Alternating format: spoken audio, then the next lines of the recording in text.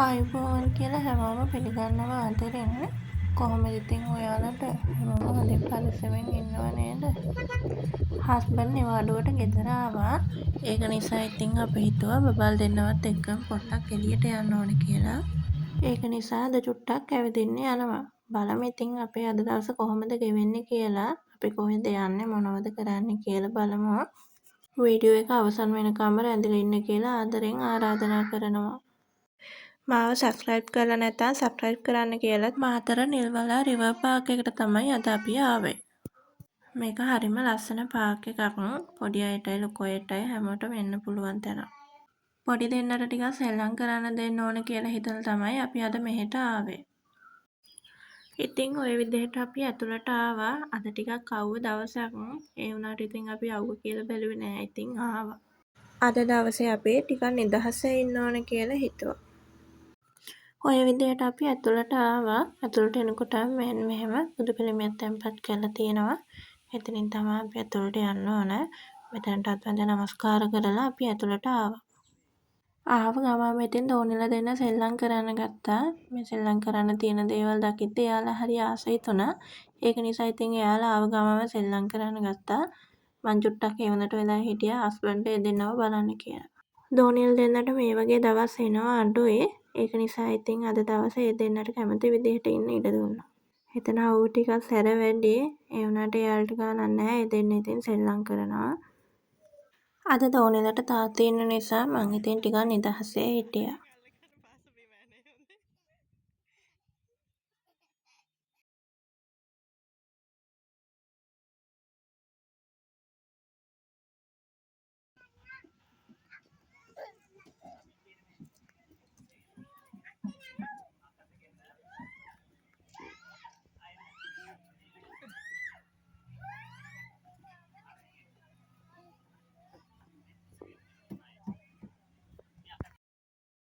චූටි දෝනි බය නැතුව උඩට වෙලා ඉන්නවා. පහළට එන්න කිව්වට එන්නෙත් නෑ. එයා බය නෑ. එතන දෝනිල දෙන්න ටිකක් සෙල්ලම් කරලා ඉවර වෙලා අපි ආවා තව මෙතන මේ පොඩි වාහන වගේක් තියෙනවා. ඒකට කියන නම නම් මන් දන්නේ නෑ.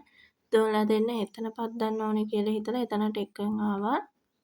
හස්බන්ඩ් මාරුවෙන් මාරුවට දෝනිලා දෙන්නව මේ වාහනේ එක්කන් ගියා.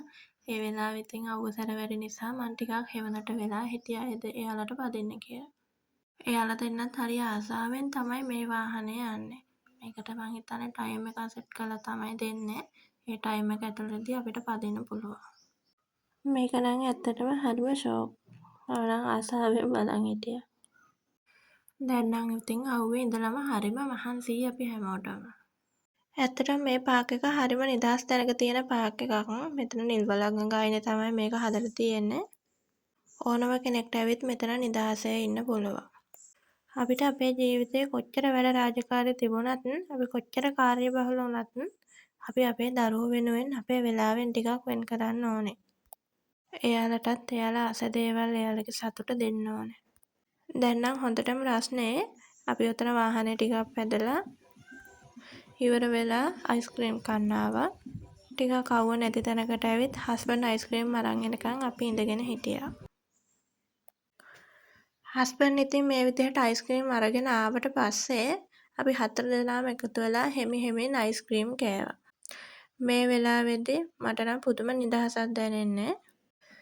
අපි අපේ පුංචි පවුලේ සතුට සමගිය රැකවරණය මේ දේවල් රැකගන්න පුංචි කැපකිරීම් කරන්න වෙනවා ජීවිතේදී. මේකේ අවසාන ප්‍රතිඵලය තමයි අපි හොයන සතුට සැනසීම අපේ ජීවිතේට ලැබෙන එක. අපි වෙනුවෙන් කොහොම හරි වෙලාවක් වෙන් කරගන්න ඕනේ. එතකොට අපි සතුටින් අපේ දරු පැටියොනුත් සතුටින්. අපි අයිස්ක්‍රීම් කාලා එතනම තිබුණා මෙන්න මේ යාළුවෝ බලන්න පුළුවන් තැනක්. ඉතින් අපි එයාලවත් බැලුවා. මොකද මේ දවසේ මේක ඇතුළට යන්න දුන්නේ නැහැ. අපි මේ දැල් වලින් තමයි මෙයාලව බැලුවේ. රස්නෙත් වැඩි නිසා එයාලා හොඳට නානවා. එයාලව අල්ලන්න දුන්නේ නැහැ. ඒක නිසා ටිකක් ඈතින් ඉඳන් බැලුවා. මෙයාලා කිචිපිචි ගගා හරියට කතාවා. අපිට ඉතින් තේරෙන්නේ නැහැනේ බලන් හිටියා ඉතින්. ඊට පස්සේ ඉතින් ආයෙත් දෝලා දෙන්නට සෙල්ලම් කරන්න ඕනේ කිව්වා. මෙන්න මේ විදිහට ඒ දෙන්නව එක්කන් ආවා. චූටි දෝනි නම් බය නැහැ. ලොකු දෝනි ටිකක් බයයි මේක යන්න. එයාට ඕන නංගිව පද්දවන්න. එතන තව චූටි ළමයි ටිකකුත් හිටියා. හස්බන්ඩ් ඒගොල්ලෝ හැමෝම මේකට පැද්දුවා.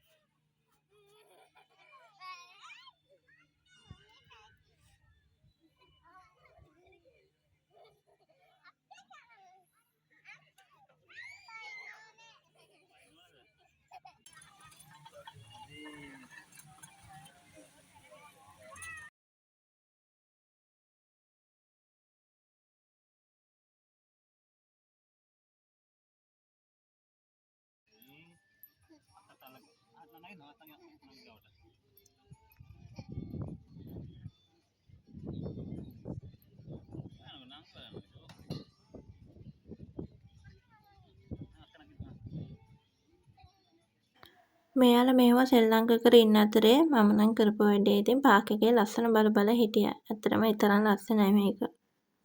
බලන්නකො ඉතින් චූටි දෝන්ලාගේ ස්පූනේ තියෙන සතුට. මේ සතුට වෙනුවෙන් දෙමාපියෝ විදියට අපිට මොනවද කරන්න බැරි.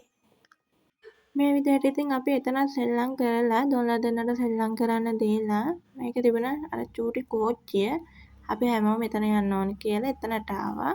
අපි 4 දෙනාම ඉතින් ඒකේ ගියා. බලන්නකො ඉතින් අපි කොහොමද ඒකේ ගියේ කියලා.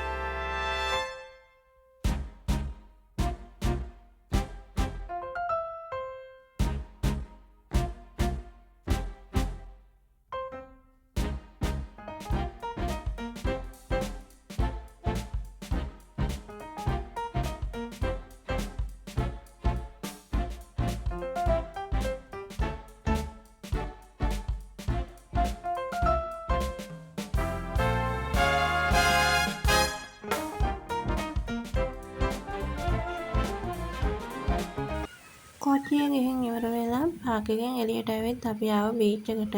එතන පොඩි දෙන්නව ටිකක් එක්කන් ආවා. එයාලට මොහොත බලන්න ඕනේ කිව්වා. එතනත් ඉතින් ටික වෙලා පොඩි දෙන්නට සෙල්ලම් කරන්න දීලා හිටියා. බීච් එකට ආවද මොකද ඉතින් බීච් එකත් අවුවයි. කමක් නෑ කියලා එතනත් හිටියා. සෙල්ලම් කරලා ඉවර වෙද්දි දෝන්ලා දෙන්න නම් හොඳටම තිබුණා. එතන ගැදුම් මාරු කරගත්තා මම පස්සේට. බීච් එකේ ටික වෙලාවක් ඉඳලා හස්බන්ඩ්ගේ ෆෝන් එකට කවර් එකක් දාගන්න ඕනේ කිව්වා. ඊට පස්සේ අපි ෆෝන් කඩේකට ඇවිත් ඒ වැඩේත් කරගත්තා. එයා කවර් එක දාගෙන එනකම් මමයි බබල් දෙන්නයි මෙතන එළියෙන් ඉඳගෙන හිටියා. මේ වෙද්දි නම් ඉතින් අපි හැමෝටම හොඳටම බඩගිනි වෙලා තමයි හිටියේ. දවල්ට කෑම කාලා හිටියෙත් නෑනේ. ඒක නිසා අපි ආව කෑම කන්න. හොඳටම බඩගිනි වෙලා හිටිය නිසා ඉක්මනට කෑවා. මේ වගේ දවස් මේ වගේ පුංචි දේවල් අපේ ජීවිතේ සුන්දර මතකයන් කරගන්න තමයි මම ආසම. දෝනියල් දෙන්නට කවන්න දුන්නේ නෑ. ඒ දෙන්නට අතෙන් කන්න ඕනි කිව්ව නිසා එයාලට ප්ලේට් දෙකක් දුන්නා. ඒ වුණාට මම පොඩ්ඩක් එයාලට කැව්වා. හස්බන්ඩ්වත් කැව්වා. ඔය විදිහට ඉතින් කෑමත් කාලා ඉවර වෙලා අපි හිතුවා තව ටිකක් නිදහසේ ඉන්න ඕනි කියලා. ඒක නිසා ආයෙත් පාගක පැත්තට පොඩ්ඩක් ගිහිල්ලා පොඩ්ඩක් අවු අඩු වෙනකන් චුට්ටක් නිදහසේ හිටියා. එහෙම ඉඳි හවස් වෙන්නත් ආව නිසා අපි ඉතින් ගෙදර එන්න ආවා. ඔය විදිහට තමයි ඉතින් අද අපේ දවස ගෙවුනේ. ඔයාලට හිතුණු දේවල් දැනුණු දේවල් පහලින් කමෙන්ට් කරන්න අමතක කරන්නත් එපා. වීඩියෝ එක ඉවර වෙනකන් ඇඳලා හිටියට ගොඩක් ස්තුතියි. ආයෙත් දවසක ආයෙත් ලස්සන අලුත් vlog එකක් අරගෙන මම එන්නම්. එතකන් හැමෝම සතුටින් පරිස්සමෙන් ඉන්න. අදට ගිහින් එන්නම්. හැමෝටම බුදු සරණයි.